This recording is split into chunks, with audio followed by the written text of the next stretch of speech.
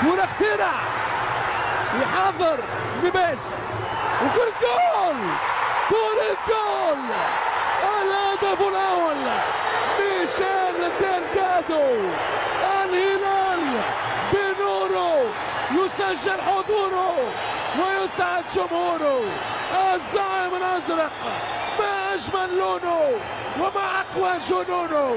هذا هو الهلال، حارق وهاج، فتاك وغازل الشباك، هو ميشيل ديلغادو وحده. البداية كهربائية للفرقة الهلالية. أول أهداف الهلال في البطولة العربية بلمسة سحرية لديلغادو. مشعل برشم يعاين الأذرار في هذا المشوار. 1-0 للزعيم الهلالي. قلت مشاهدينا الكرام منذ لحظات إلى أي حد سابق. طارق سلمان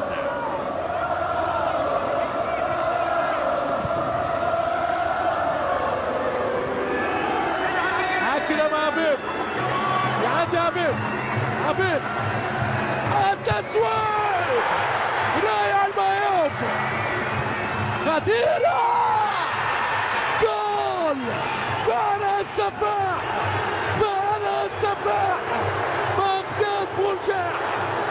السد العالي هذه الليلة، السد هذه الليلة عالي بأقدام قوية برأسية نارية. هذه الكرة عليها صد باليسار وبغداد بولجاح بكامل النجاح يعطي التعادل لفريق السد. 1-1 بين الفريقين. هدف مغناطيسي للسفاح بولجاح. كبير ولا كبير بمشاركة 16 نادي. الركنية عفيف بالراس، خطيرة، والهدف الثاني لفريق السد القطري. هدف غدار منذ بداية المشوار.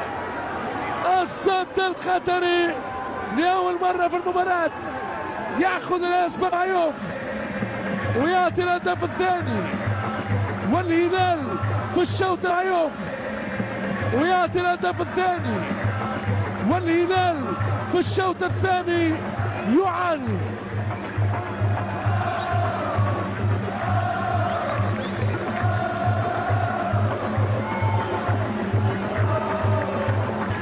لأول مرة يأخذ الأسبقية ويقلب الدولة.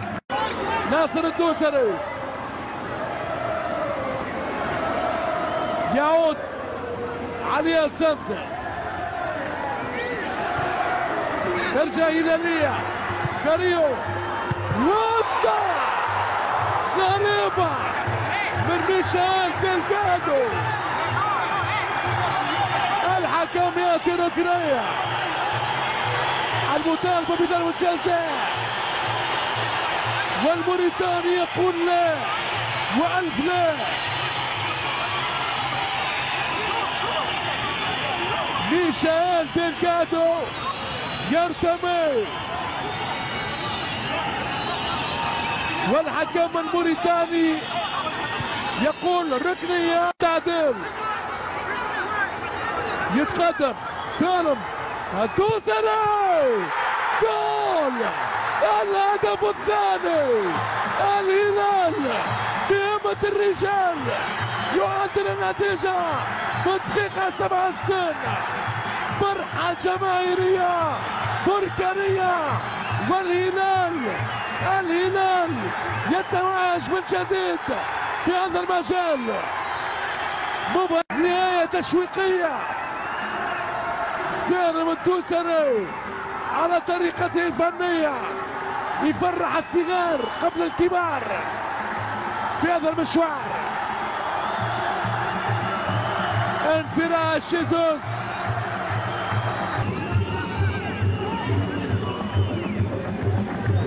كريم عفيف.